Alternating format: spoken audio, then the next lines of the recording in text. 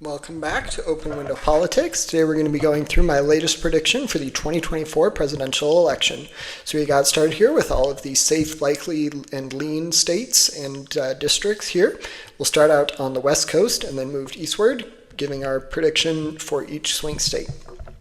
So we'll start out in the state of Nevada. In Nevada, I think this is likely, the polls are looking pretty good for Trump in Nevada, so we'll narrowly give it to him.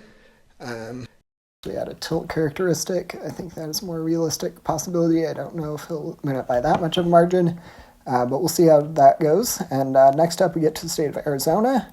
Arizona is going to be a little more interesting. They have an abortion referendum on the ballot that's likely to help the Biden campaign. There's also a pretty lackluster Senate campaign there on the Republican side that is possibly going to not help Trump in the state.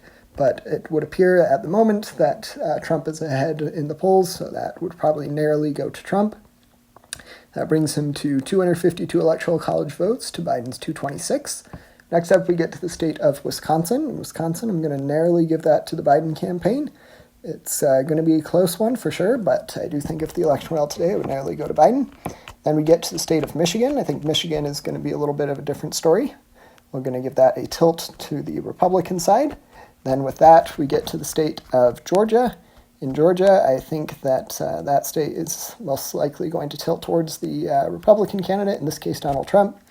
And it's going to be, but I could even possibly see it being a lean margin. A tilt, but at the moment, we'll keep it as a tilt characterization. It is possible it becomes more of a solid Republican margin, but we'll have to see what ends up happening. And then we get to the state, finally, the state of Pennsylvania. I do think the state is going to narrowly be in the Democratic column, so we're going to give it a tilt to the Biden campaign, resulting in 255 electoral college votes for Biden to 283 to the Republican candidate, in this case, Donald Trump. Feel free to let me know if you have any questions about my prediction, and don't forget to subscribe.